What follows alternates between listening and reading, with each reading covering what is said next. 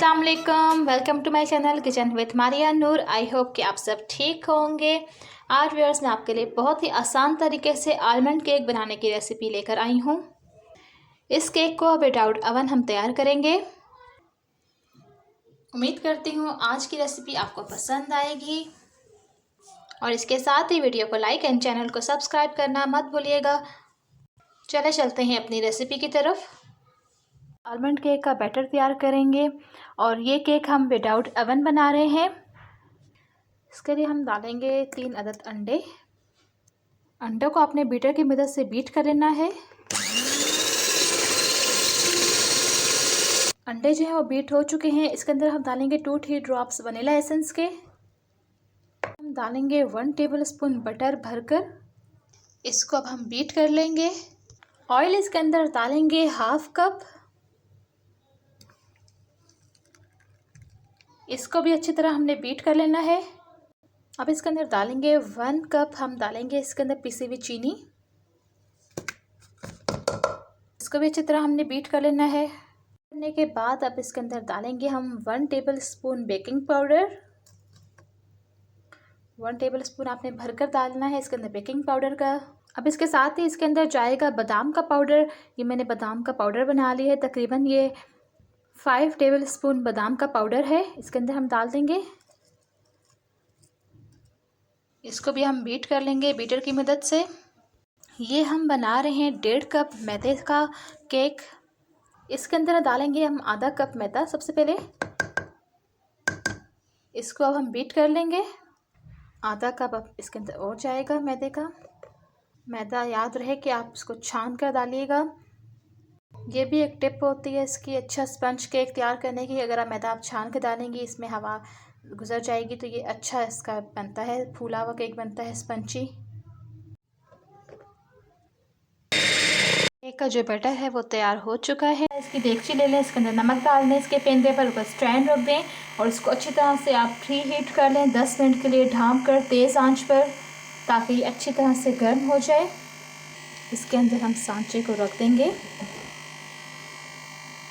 इसको अब हम ढाँप देंगे। इसको हम 25 मिनट तक नहीं देखेंगे खोलकर। इसको बिल्कुल आपने हल्के फ्लेम पर इसको ढाँप कर रखना है। 25 से 30 मिनट तक आपने इसको खोलकर चेक नहीं करना। अभी ये देखें हाफ डन है। इसको सिर्फ अभी आधा घंटा हुआ है। इस पर मैंने जो है बादाम का पाउडर जो है वो स्प्रिंकल कर दिया है। अभी ये पूरा कच्चा है, सिर्फ ये फूला है लेकिन अभी ये कच्चा है अंदर से। इसको हम दोबारा कवर कर देंगे। मिनट मज़ीद हो चुके हैं। हम केक को चेक कर लेंगे।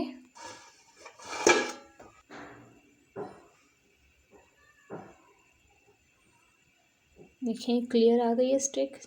आप किसी भी नाइफ़ से चॉप स्टिक की मदद से चेक करें। जब स्टिक या नाइफ़ आपकी क्लियर हो, यानी इस पर कोई कच्चा मैदा वगैरह ना चिपका हुआ हो, तो इसका मतलब ये डन है, ये बेक हो चुका है। इस केक को पूरे 45 मिनट लगे हैं बेक होने में।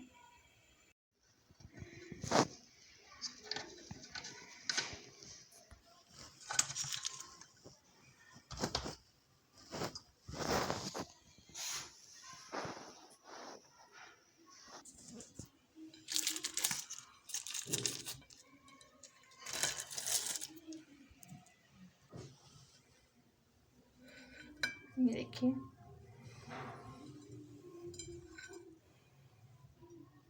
केक हमारा तैयार हो चुका है। अब इसकी हम कोटिंग तैयार करेंगे। अब यहाँ पर मैंने जैम ले लिया है 2 टेबलस्पून। अगर जैम का आपको फ्लेवर नहीं पसंद तो आप शहद भी ले सकते हैं। इसमें हम डालेंगे थोड़ा सा पानी। इसको हम माइक्रोवेव में गरम कर लेंगे। जैम को हमने माइक्रोवेव में गरम कर लिया है 1 मिनट के लिए। अब हम इसको लगाएंगे ब्रश की मदद से। इस पर अच्छी तरह से आपने इस पर लगाना है हर तरफ। इसके जो किनारे हैं इस पर भी आपने लगाना है ताकि ये भी मॉइस्चराइज रहे।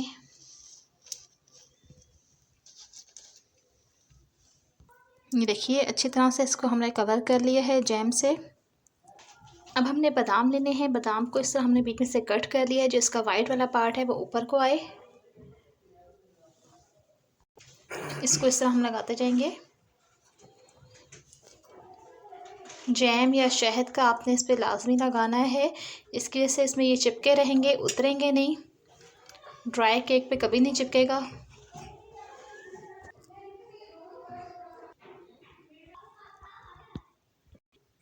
आप अपनी मर्ज़ी का कोई भी इस पर डिज़ाइन दे सकती हैं। अब हम इस पर क्रश किए हुए बादाम डाल देंगे साइडों पे। ये देखिए व्यूअर्स, मज़ेदार आलमंड केक तैयार हो चुका है और बादाम भी इस पर अच्छी तरह से चिपक चुके हैं।